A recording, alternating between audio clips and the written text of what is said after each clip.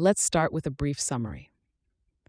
This article, written by Paul Graham in 2009, describes how Hacker News grew within 2 years, how it maintained its content quality, and how it managed community interaction.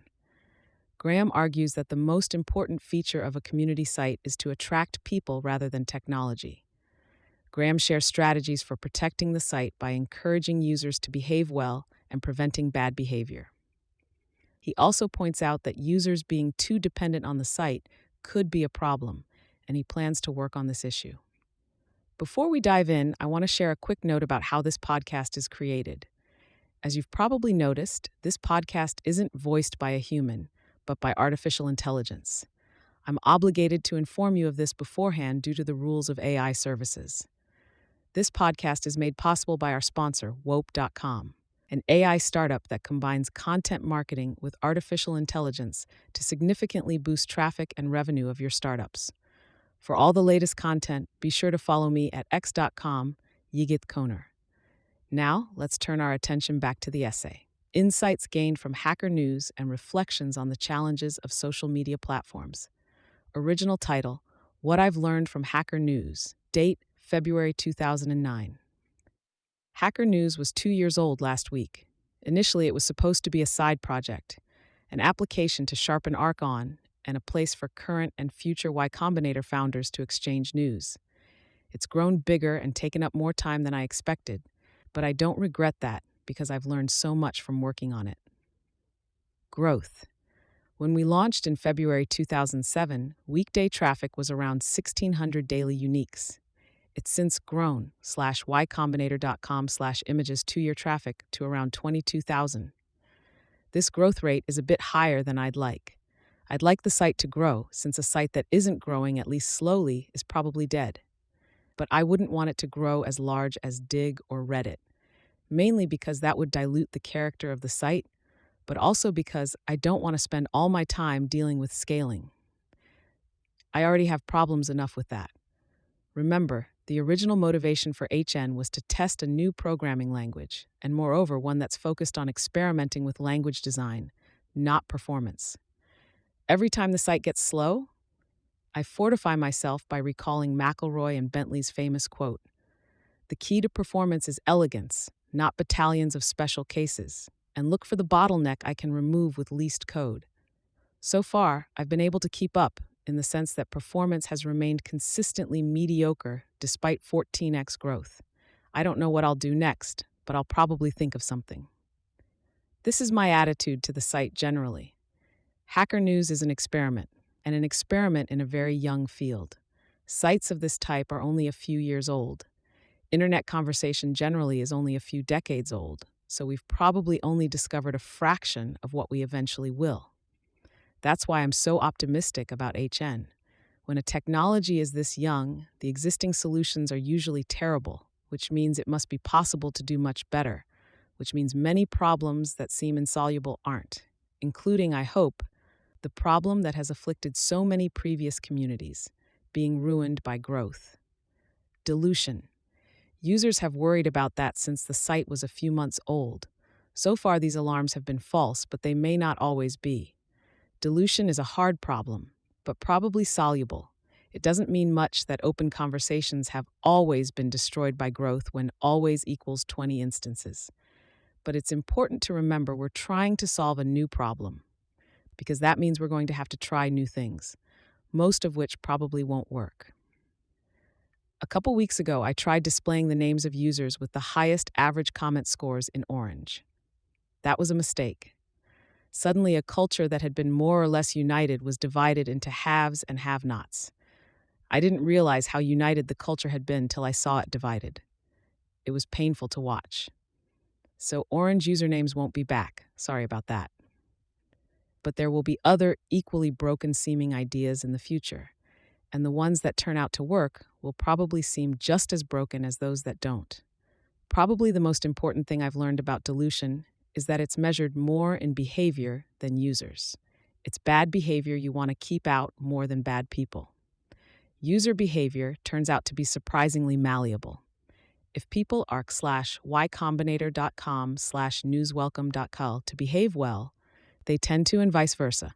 Though, of course, forbidding bad behavior does tend to keep away bad people because they feel uncomfortably constrained in a place where they have to behave well. But this way of keeping them out is gentler and probably also more effective than overt barriers. It's pretty clear now that the broken windows theory applies to community sites as well. The theory is that minor forms of bad behavior encourage worse ones, that a neighborhood with lots of graffiti and broken windows becomes one where robberies occur. I was living in New York when Giuliani introduced the reforms that made the broken windows theory famous, and the transformation was miraculous. And I was a Reddit user when the opposite happened there, and the transformation was equally dramatic. I'm not criticizing Steve and Alexis. What happened to Reddit didn't happen out of neglect. From the start, they had a policy of censoring nothing except spam. Plus, Reddit had different goals from Hacker News.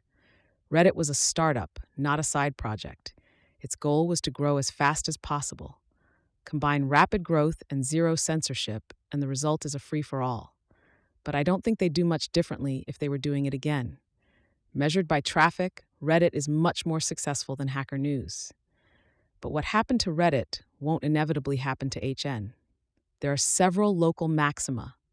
There can be places that are free for alls and places that are more thoughtful, just as there are in the real world. And people will behave differently depending on which they're in, just as they do in the real world. I've observed this in the wild. I've seen people cross-posting on Reddit and Hacker News who actually took the trouble to write two versions, a flame for Reddit and a more subdued version for HN. Submissions. There are two major types of problems a site like Hacker News needs to avoid: bad stories and bad comments. So far, the danger of bad stories seems smaller. The stories on the front page now are still roughly the ones that would have been there when HN started.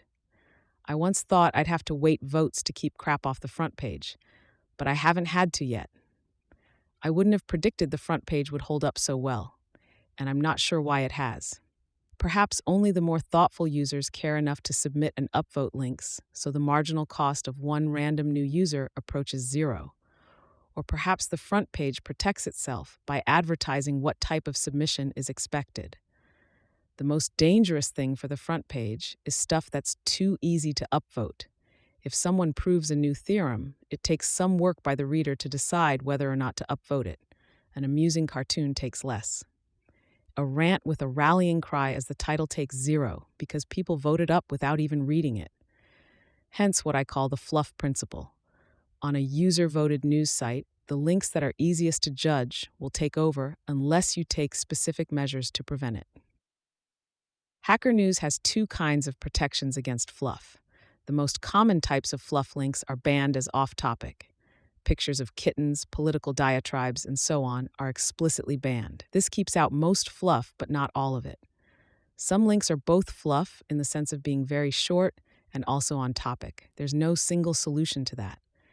If a link is just an empty rant, editors will sometimes kill it even if it's on topic in the sense of being about hacking, because it's not on topic by the real standard, which is to engage one's intellectual curiosity. If the posts on a site are characteristically of this type, I sometimes ban it, which means new stuff at that URL is auto-killed. If a post has a link bait title, editors sometimes rephrase it to be more matter-of-fact. This is especially necessary with links whose titles are rallying cries, because otherwise they become implicit vote up if you believe such and such posts, which are the most extreme form of fluff. The techniques for dealing with links have to evolve, because the links do. The existence of aggregators has already affected what they aggregate. Writers now deliberately write things to draw traffic from aggregators, sometimes even specific ones. No, the irony of this statement is not lost on me. Then there are the more sinister mutations, like link jacking, posting a paraphrase of someone else's article and submitting that instead of the original. These can get a lot of upvotes, because a lot of what's good in an article often survives. Indeed, the closer the paraphrase is to plagiarism, the more survives. I think it's important that a site that kills submissions provide a way for users to see what got killed if they want to.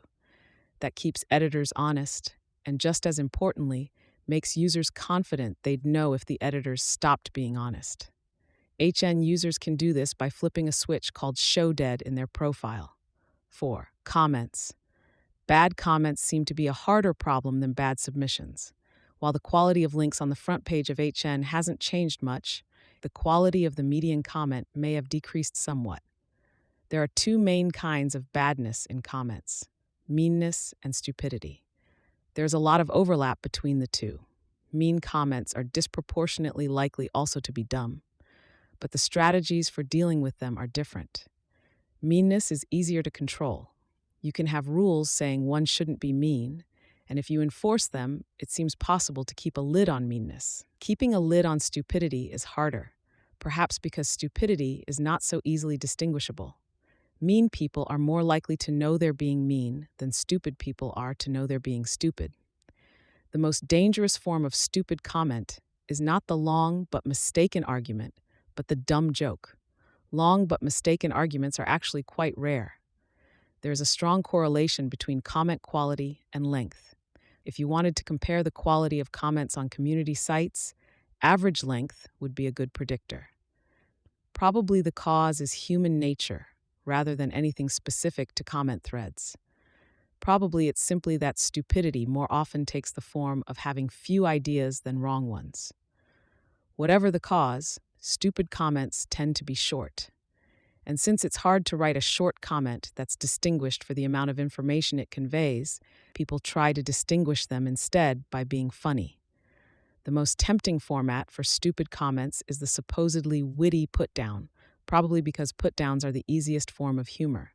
So one advantage of forbidding meanness is that it also cuts down on these. Bad comments are like kudzu. They take over rapidly. Comments have much more effect on new comments than submissions have on new submissions. If someone submits a lame article, the other submissions don't all become lame.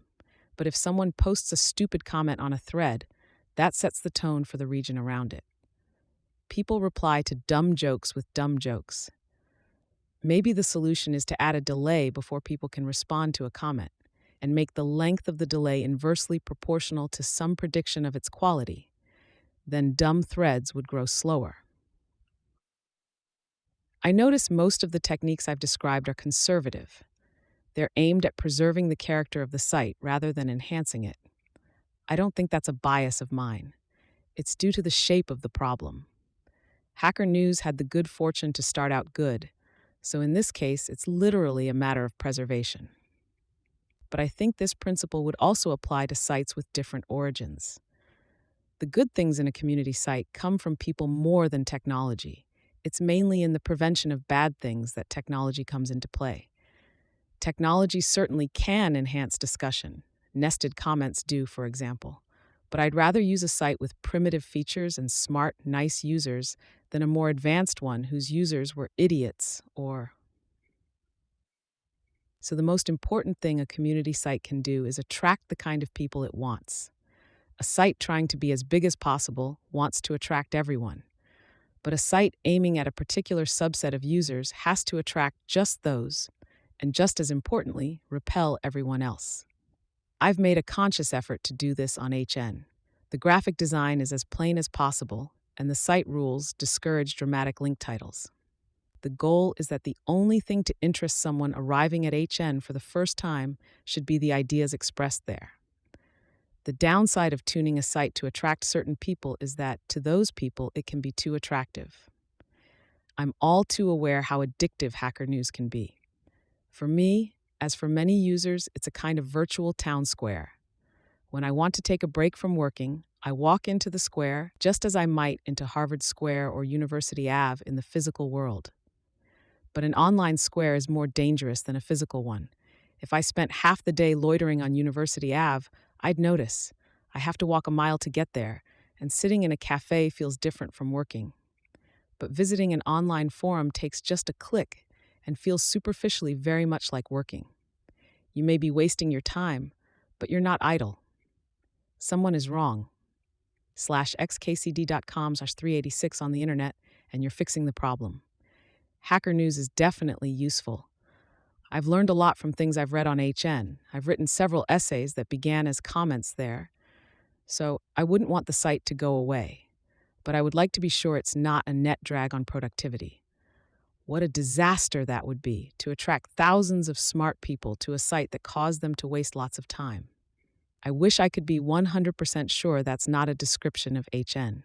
I feel like the addictiveness of games and social applications is still a mostly unsolved problem. The situation now is like it was with crack in the 1980s.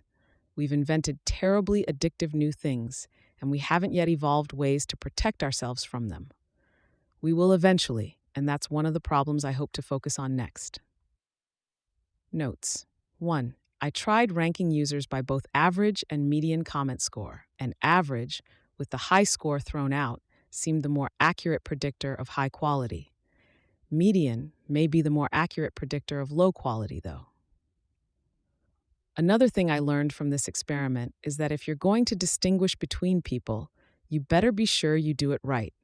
This is one problem where rapid prototyping doesn't work. Indeed, that's the intellectually honest argument for not discriminating between various types of people. The reason not to do it is not that everyone's the same, but that it's bad to do wrong and hard to do right. When I catch egregiously link-jacked posts, I replace the URL with that of whatever they copied. Sites that habitually link-jack get banned. Dig is notorious for its lack of transparency. The root of the problem is not that the guys running Dig are especially sneaky, but that they use the wrong algorithm for generating their front page.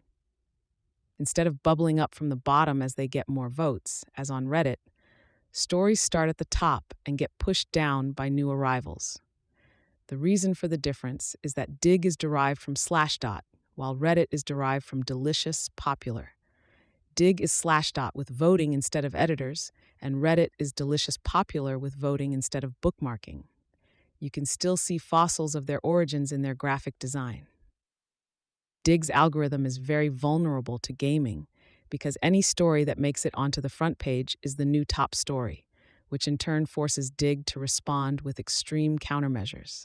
A lot of startups have some kind of secret about the subterfuges they had to resort to in the early days, and I suspect Dig's is the extent to which the top stories were de facto chosen by human editors. The dialogue on Beavis and Butthead was composed largely of these, and when I read comments on really bad sites, I can hear them in their voices. I suspect most of the techniques for discouraging stupid comments have yet to be discovered. XKD implemented a particularly clever one in its IRC channel. Don't allow the same thing twice. Once someone has said, fail, no one can ever say it again. This would penalize short comments especially because they have less room to avoid collisions in. Another promising idea is the stupid filter, http:/stupidfilter.org, which is just like a probabilistic spam filter, but trained on corpora of stupid and non-stupid comments instead. You may not have to kill bad comments to solve the problem. Comments at the bottom of a long thread are rarely seen, so it may be enough to incorporate a prediction of quality in the comment sorting algorithm. What makes most suburbs so demoralizing is that there's no center to walk to. Thanks to Justin Can, Jessica Livingston, Robert Morris, Alexis Ohanian, Emmett Shear, and Fred Wilson for reading drafts of this.